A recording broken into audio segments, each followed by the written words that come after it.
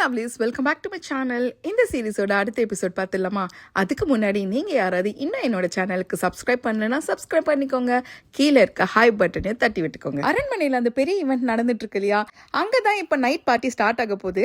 எல்லாரும் அந்த பால் டான்ஸ்க்கு ரெடி ஆகிட்டு இருக்காங்க. ஹீரோயின் கூட அங்கே ட்ரெஸ் பண்ணிட்டு இருக்காங்க போல. ரொம்ப நேரமாக ஹீரோ வெளில நின்று கத்திட்டே இருக்காரு, சியாஞ்சி ரெடியான்ட்டு.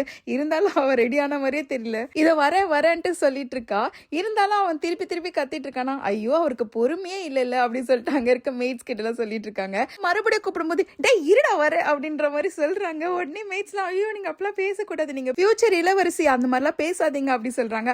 ஆமா நான் வரேன், இன்னைக்கு பொண்ணு மாதிரி ரெடியா இருக்கேன், நான் அந்த மாதிரி தான் நடந்துக்கணும்னு சொல்லிட்டு சரி ஓகே இது வந்துடுறேன் அப்படின்ட்டு சொல்லிட்டு இருக்காங்க. ஹீரோ வெளில நின்று என்னடா இவன் இன்னும் வரலையே சொன்னா, அசிஸ்டன்ட் வேற ஓடி வரான். ஐயோ லேட் ஆகுது, ரெடி ஆனாங்களா இல்லையா அப்படின்ட்டு கேட்கறாங்க. அப்போ ஹீரோயின் ஓபன் பண்ணிட்டு வராங்க பாருங்களா, அவ்வளோ அழகா வந்து நிக்கிறாங்க. ஹீரோ மெய் மறந்து நின்றுட்டு இருக்காரு. அதே நேரம் குட்டி ராஜாவும் ரெடி ஆயிட்டு இருக்காரு. அந்த மெய்ட் சொல்றாங்க நீங்க வரணும்னு அவசியம் இல்லைன்ட்டு அம்மா சொல்லியிருக்காங்களே அப்படின்ட்டு கேட்கும்போது, இல்ல அங்கிள் தான் வர சொன்னாரு, ஆனால் நான் நல்லா ரெடி ஆயிட்டு போகணும் அப்படின்ட்டு சொல்றாங்க. இன்னொரு பக்கம் அந்த அன்னிக்காரையும் அழகா ரெடி ஆயிட்டு உட்காந்துட்டு இருக்கா பால் டான்ஸ்க்காக.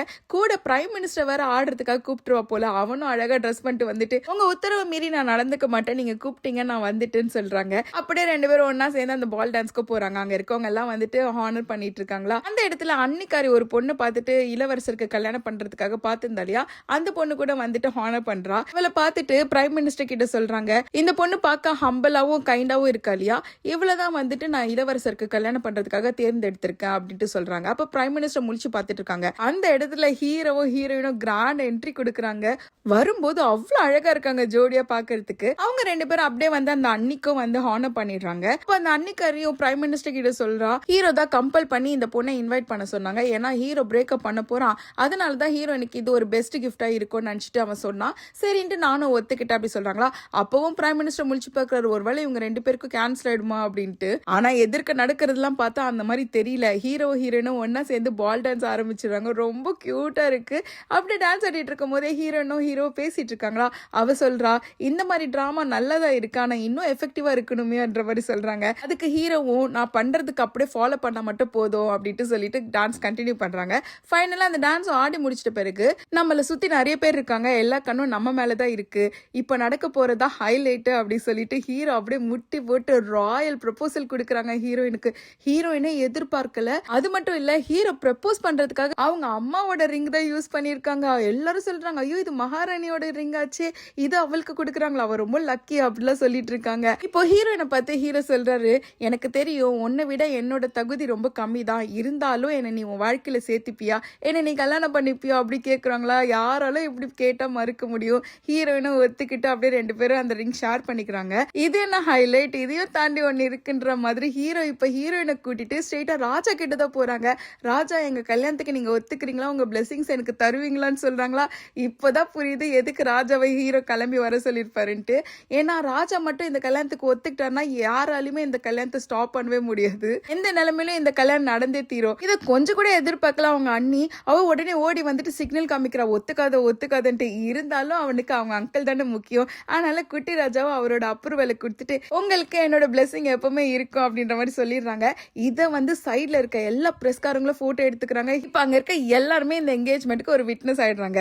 இதை பார்த்த பிரைம் மினிஸ்டருக்கு செம அப்செட் ஆயிடுது. அவர் அப்படியே தனியா போய் நிற்கும் போது இந்த அன்னிக்காரியோ விறுவிறுன்னு வந்துட்டு, உன்னோட பவர் யூஸ் பண்றதுக்கான டைம் இதுதான், இளவரசரோட மேரேஜ் நீ அக்செப்ட் பண்ணாத, நீ அப்ரூவ் பண்ணா மட்டும்தான் இந்த கல்யாணம் நடக்கும் அப்படின்ட்டு சொல்றாங்களா.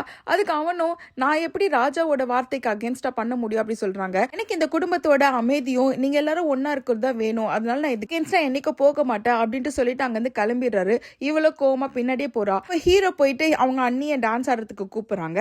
அண்ணியும் இவரு டான்ஸ் ஆடிட்டு இருக்கும் போது, இதை நான் இப்படி விட்டுருவேன் நீ நினைக்கிறியா, இந்த கல்யாணத்தை நடக்க விடுவேன் நினைக்கிறியா அப்படின்ட்டு சொல்றாங்களா. இங்க நடக்க கூடாதுன்னு நினைச்சா மட்டும் என்ன நடக்க போகுது, இங்க ராஜாவோட பர்மிஷனோட தானே எல்லாமே நடக்குது அப்படின்னு சொல்றாங்களா.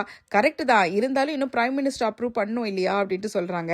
அதெல்லாம் கரெக்டா நடக்கும், உங்களுக்கு தான் எல்லாமே தெரியுமாச்சே, எங்க அண்ணாவோட உயிலுக்கே நீங்க எக்ஸ்ட்ராவா ஆட் பண்ண ஆள் தானே அப்படின்ட்டு சொல்லிடுறாங்க. அதை கேட்டோன்னே அவளுக்கு கோவம் வந்துடுது. என்ன பேசுறேன்னு தெரிஞ்சுட்டு தான் பேசுறியா அப்படின்ட்டு சொல்லி கத்துறாங்க. வேணாம் கத்தாதீங்க, சிரிச்சுட்டே இருங்க, ஏன்னா இங்க எல்லாரும் நம்மளதான் பாத்துட்டு இருக்காங்க அப்படி சொல்றாங்களா. இப்ப ஹீரோயின் போயிட்டு பிரைம் மினிஸ்டர் கூப்பிடுறாங்க டான்ஸ் ஆடுறதுக்கு. அவரும் பழையசெல்லாம் நினைச்சு பாக்குறாரு. ஒரு டைம் இவங்க எக்ஸாம் எழுதும் போது இந்த பொண்ணு வந்திருக்க மாட்டா. அப்ப எல்லாரும் சொல்லுவாங்க, ஒருவேளை யாரோ இவங்களை லாக் கூட பண்ணி வச்சிருந்திருக்கலாம், இந்த தடவை ஃபர்ஸ்ட் ரேங்க் எடுக்க மாட்டா அப்படின்ற மாதிரி பேசியிருப்பாங்க. இப்போ பிரைம் மினிஸ்டர் தான் ஹீரோனை தேடிட்டு போயிருப்பாங்க. அந்த அந்த இடத்துல ஹீரோயின் ஆல்ரெடி லிஃப்ட்ல ட்ராப் ஆயிருப்பாங்களா, சோ கரெக்டா இவரோ போய் காப்பாத்திடுறாரு. எக்ஸாம்க்கு டைம்க்கு கூட்டு போய் விட்டுருப்பாரு.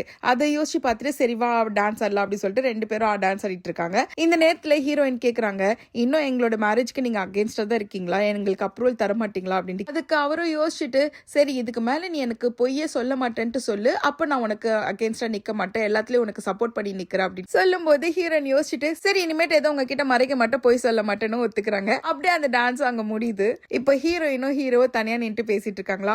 அப்ப ஹீரோயின் சொல்றாங்க, இது உங்க அம்மாவோட மோந்திரமாச்சே, இது கொடுத்தா பரவாயில்லையா அப்படின்னு கேக்குறாங்க.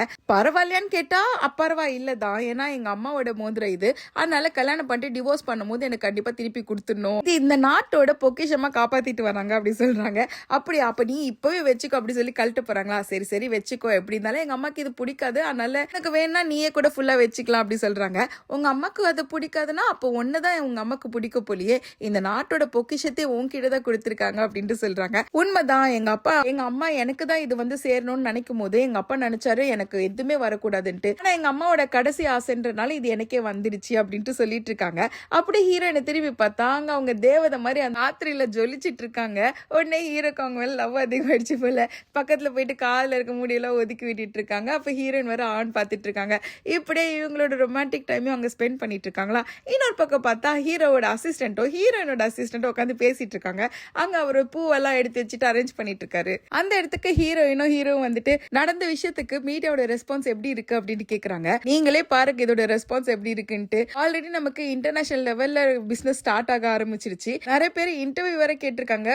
காலைல 10 மணிக்கு ஒரு இன்டர்வியூ அரேஞ்ச் பண்ணிருக்கு அப்படி சொல்றாங்களா. ஐயோ என் செல்லக்குட்டி நான் சொல்லாம கரெக்டா செய்யுது அப்படின்ற மாதிரி ஹீரோன்னு சொல்லிட்டு இருக்காங்க. அப்படியே அடுத்த நாளும் ஆகுதான். ஹீரோட அண்ணியும் பயங்கர கோவத்துல உட்காந்துட்டு இருக்காங்க. இப்ப அவங்க அப்பா வர வராரா, சரி உள்ள விடுங்கன்னு சொல்றாங்களா.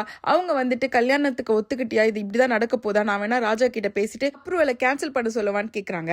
நீங்க நினைச்ச கேன்சல் பண்றதுக்கு இது சின்ன குழந்தைங்களோட பேச்சு கிடையாது, ராஜாவோட வார்த்தை, இதெல்லாம் மீற முடியாது அப்படி சொல்றாங்களா. அப்ப நீ என்ன இந்த கல்யாணத்துக்கு ஒத்துக்கிறியான்னு கேட்டா ஹீரோக்கு ஆல்ரெடி நடந்த எல்லா விஷயமும் தெரிஞ்சிடுச்சு போல. உங்க அண்ணா எழுதி வச்ச உயிர் அவனுக்கு கிடைச்சிருக்கு, அதனால தான் அந்த மாதிரி பேசியிருக்கான் அப்படின்ட்டு சொல்றாங்க.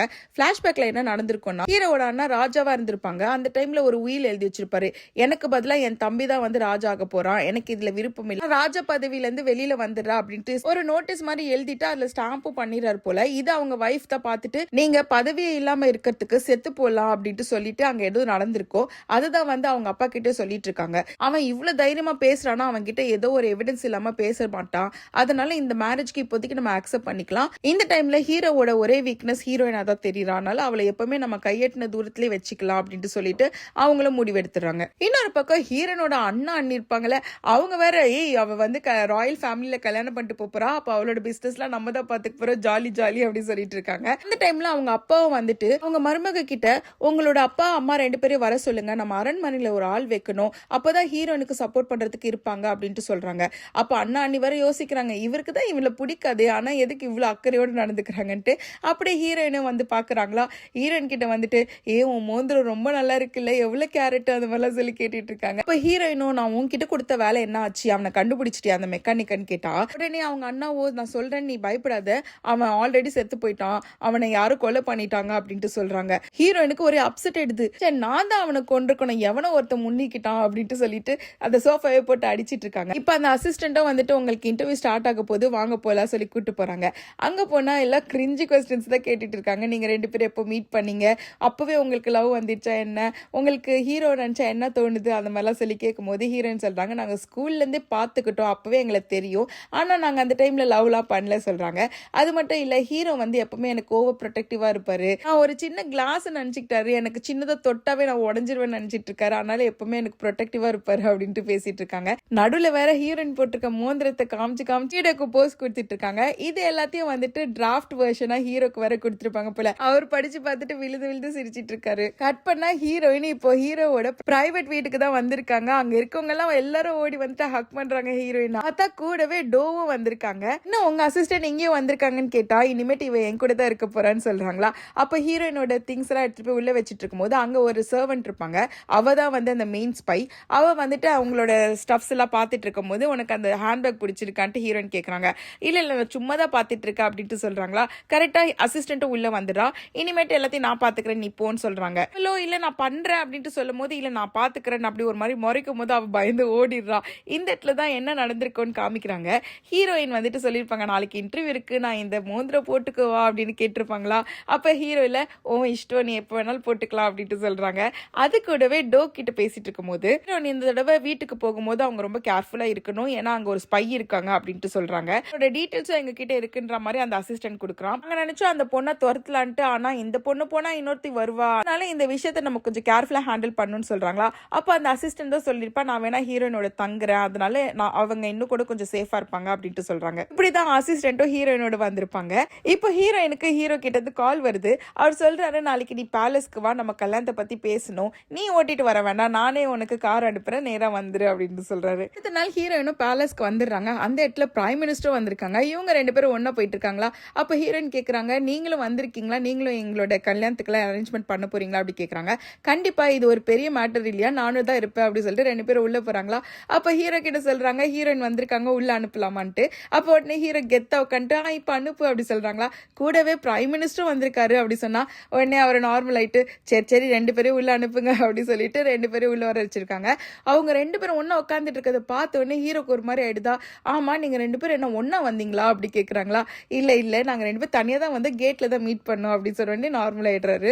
அவங்க வெட்டிங் பத்தி பேசிட்டு இருக்கும் போது இந்த வெட்டிங்க்கு இவ்வளவு செலவாகும் அந்த மாதிரி சொல்லிட்டு இருக்காங்களா. அப்ப ஹீரோயின் கேக்குறாங்க, எவ்வளவு செலவாகும் அப்படின்ட்டு. இந்த காஸ்ட்டை வெளிப்படையா சொல்ல முடியாதுன்ட்டு ஹீரோயின் காது கிட்ட வந்து சொல்றாரா. அதை ஹீரோ பார்த்த உடனே, பிரைம் மினிஸ்டர் நீங்க கொஞ்சம் கம்மியா அவங்க கூட பழகணும், ஏன்னா அவங்க என்னோட ஃபியூச்சர் வைஃப், அதனால பார்த்து பழகுங்க அப்படி சொல்றாங்களா.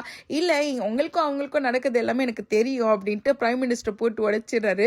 உடனே ஹீரோயின் சொல்றாங்க, ஆமா இந்த டிவோர்ஸ் மேட்டர் கூட அவனுக்கு தெரியும் அப்படின்ட்டு. இப்போ ஹீரோயினை கூப்பிட்டு திட்டிட்டு இருக்காரு. நீ எதுக்கு இந்த மேட்டர்லாம் எடுத்துட்டு போய் வெளியில சொன்ன, இதெல்லாம் வந்து நம்மளோட கான்ஃபிடென்ஷியல் இல்லையா அப்படின்னா.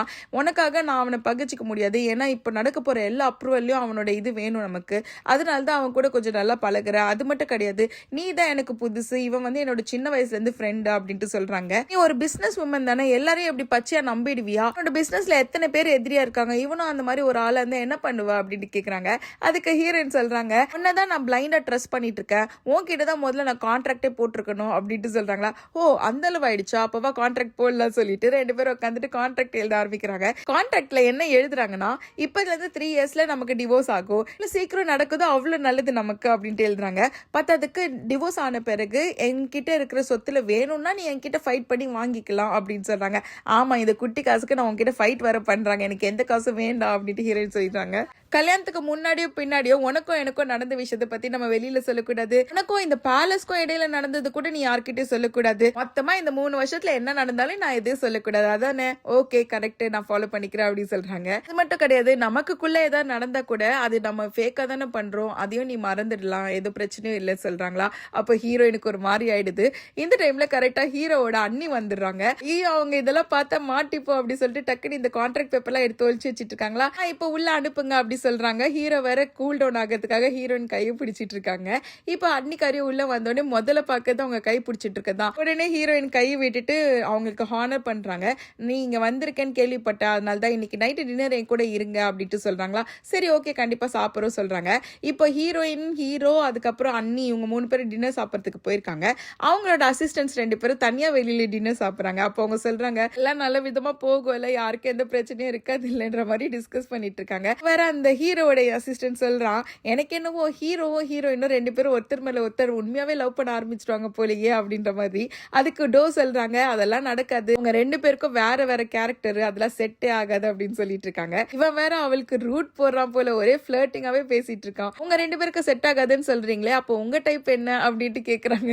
இப்படியே இந்த மாதிரி இவங்களோட கான்வர்சேஷன் ஒரு பக்கம் போயிட்டு இருக்கு. இன்னொரு பக்கம் அன்னிக்காரி வர டின்னர்ல ஸ்ட்ராங்கான ஒரு வைன் எடுத்து வந்து கொடுத்துட்டு நீங்க குடிங்க அப்படின்ட்டு ஹீரோயின் கிட்ட கொடுக்குறாங்க. ஹீரோ வேண்டான்னு சொல்றாரு, இருந்தாலும் பரவாயில்ல நான் ஹேண்டில் பண்ணிக்கிறேன் சொல்லிட்டு ஹீரோயின் வாங்கிக்கிறாங்க. அப்போ வேணும்ட்டு இந்த அன்னிக்காரி இந்த பழைய மேட்டர்லாம் எடுத்து பேசிட்டு இருக்காங்க. இவன் வந்து சின்ன வயசுல நிறைய அப்பாலஜிஸ் லெட்டர் எல்லாம் எழுதுவான், ரொம்ப வாலிவா அப்படிலாம் சொல்லிட்டு இருக்கும்போது ஹீரோயினை சிரிச்சிட்டு இருக்காங்க. அந்த டைம்ல அவ வேணும்ட்டு குத்துற மாதிரி, உங்க அண்ணாவோட வாழ்க்கைக்கு நடுவுல தான் நீ வந்த, உன்னோட ராஜ பதவிக்கே நீ ஆசைப்பட்ட, உன்னோட ஆசைனால ஃபைனலா அவன் இல்லாமலே போயிட்டான், இப்ப அவனோட பையனோட வாழ்க்கையை பார்க்கும்போது உனக்கு எப்படி இருக்கு அப்படின்ட்டு கேக்குறாங்க. இதை கேட்ட உடனே ஹீரோ ஒரு மாதிரி ட்ராமடைஸ் ஆயிடுறாரு. அப்ப ஹீரோயின் தான் கூல் டவுன் பண்ணிட்டு உனக்கு பரவாயில்லையா அப்படின்ட்டு கேக்குறாங்க. ஆனா அந்த அன்னிக்காரியோ விடாம பேசிட்டே இருக்கா. இவனுக்கு இந்த பேர் ஏன் வச்சாங்க தெரியுமா, இயான்னா இந்த நாட்டோட ராஜாவை காக்கணும், இந்த ராஜ்யத்துக்கு எந்த ஒரு கலங்கமும் வராம இருக்கிறதா பாக்கணும், அதனால தான் அவனுக்கு இந்த பேரே வச்சாங்கன்னு சொல்றாங்க. இதுக்கு மேல ஹீரோனால தாங்கவே முடியல. உடனே எழுந்து நின்று கேட்டு க்ளோஸ் பண்ணிடுவாங்க. நீங்க எங்களுக்கு உத்தரவு கொடுத்தீங்கன்னா நாங்க கிளம்புறோம் அப்படி சொல்லிட்டு அங்கிருந்து கிளம்பிடுறாங்க. ஹீரோ வேற தரன்னு இழுத்துக்கிட்டு போறாங்களா. ஸ்லோவா போடி சொன்னால கேட்க மாட்டாங்க. உடனே இவர் நிக்க வச்சுட்டு எதுக்கு இப்படி ஃபாஸ்டா போயிட்டு இருக்க, என்ன ஆச்சு இப்போன்னா, எனக்கு வர ஆத்திரத்துக்கு நமக்கு 2 பேருக்கு கல்யாணம் மட்டும் ஆயிருந்திருக்கணும், அப்பதான் தெரியும் அவங்க வாயெல்லாம் நான் உடச்சு விட்டுருப்பேன் அப்படி சொல்றாங்க. உடனே ஹீரோ வாயை மூடிட்டு இப்படிலாம் பேசக்கூடாது நீ இந்த இடத்துல அப்படின்ட்டு சொல்றாரு. வேணா வெயிட் பண்ணிப்பாரு, உனக்கும் எனக்கும் கல்யாணம் ஆன பிறகு உன் வழியில வர எல்லாரையும் நான் வந்துட்டு பொசிக்கிடுவேன், உனக்கு ஃப்ரீயான பார்த்து நான் ஏற்பாடு பண்ணி தருவேன் அப்படின்ட்டு சொல்றாங்க. அதுக்கு ஹீரோ சிரிக்கிறாரா, என்ன நம்பலையா அப்படின்னு கேக்குறாங்க. நான் கண்டிப்பா நம்புறேன், உன்னை மட்டும் தான் நம்புறேன்னு சொல்றாங்களா. சரி கூட்டிட்டு போ, இப்பவே இந்த இடத்த விட்டு என்ன வெளியில கூட்டிட்டு போட்டு ஹீரோ சொல்றாரு. சரி வாங்க அப்படின்ட்டு சொல்லிட்டு 2 பேரும் கார்ல போயிட்டு இருக்காங்களா. ஹீரோ தான் ஓட்டிட்டு போறாரு. நீங்க ராஜ பரம்பரை கார்லாம் ஓட்டலாமா அப்படின்னு கேட்டா அது என்ன லாஜிக்னு தெரியல, நான் ஓடக்கூடாதான், சைக்கிள் ஓட்டக்கூடாது, வண்டி ஓட்டக்கூடாதான், கார் மட்டும் ஓட்டலான்னு சொல்லியிருக்காங்க அப்படி சொல்றாங்க. சரி அப்ப இது வயலேஷன் இல்லையா அப்படின்ட்டு கேக்குறாங்க. ஆல்ரெடி இந்த டைம்ல நான் பேலஸை விட்டு வெளியே வரக்கூடாது, அதுவே பெரிய வயலேஷன் தான் அப்படி சொல்றாங்க. உங்களுக்கு அப்ப பயம் இல்லையா அப்படி கேட்டா பரவாயில்ல ஒரு நாள் தானே அப்படின்னு சொல்லிட்டு ஹீரோயினோட போறாங்க.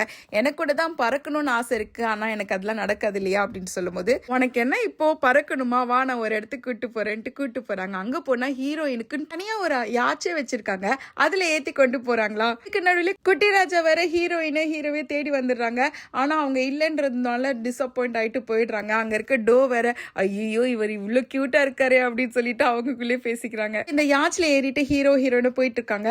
அங்க இருக்க டிஷ் எல்லாம் ஹீரோயின் ஃபோர்ஸ் பண்ணி ஊட்டிட்டு இருக்காங்க. இன்னைக்கு ஒரு நாள் தானே, இன்னைக்கு ஒரு நாள் உனக்கு என்ன வேணுமோ நீ அதெல்லாம் என்ஜாய் பண்ணிக்கோ அப்படின்ட்டு சொல்றாங்க. அதுக்கேற்ற மாதிரி ஹீரோ எல்லாத்தையும் எடுத்து சாப்பிட்டுட்டு இருக்காங்க. ஃபைனலா பார்த்தா அவங்களுக்கு சீசிக் வந்துடுது போல. ஏன்னா அந்த கடல்ல ஃபர்ஸ்ட் டைம் இந்த மாதிரி டிராவல் பண்றாரு, அதனால அந்த சிக்னஸ் வந்துடுச்சு. வேற எனக்கு ஹோம் ரெமெடி தெரியும், வா ஒரு சின்ன நீடில குத்துனா உனக்கு சரியாயிடும் சொல்றாங்களா. ஊசியா, எனக்கு அதெல்லாம் நோ சொல்றாங்க. சி அதெல்லாம் பயப்படாத வா அப்படி சொல்லிட்டு லைட்டா குத்தி விட்டுறாங்க. அதுக்கப்புறம் அவங்க நார்மல் ஆகுறாங்களா. சரி இப்ப நீ பறக்கணும் சொன்னல, என் கூட வா சொல்லிட்டு அங்க போய் நின்னுக்கிட்டு டைட்டானிக் போஸ்ல கொடுத்துட்டு இருக்காங்க. இப்ப நான் நின்னுட்டேன் இல்லையா, அடுத்தது உன்னோட டன் நீ நில்லு அப்படின்னு சொல்லிட்டு 2 பேரும் எக்ஸ்சேஞ்ச் பண்ணும்போது அந்த போட் வந்து ஆட ஆரம்பிச்சிட்டு தான். உடனே ஹீரோயின் அப்படியே போய் ஹீரோ மேல விழுந்துடுறாங்க. 2 பேரும் அப்படியே போய் அங்க இருக்க பெட் மேல விழுந்துடுறாங்க. அவ்வளவுதான், அங்க ஒரு ரொமான்டிக் சீன் தான். ஹீரோ லைட்டா ஹீரோயின் கிட்ட போயிட்டு எனக்கு என்ன வேணாலும் செஞ்சுக்க சொன்னல அப்படின்னு சொல்லிட்டு டக்குனு கிஸ் பண்ணிடுறாங்க.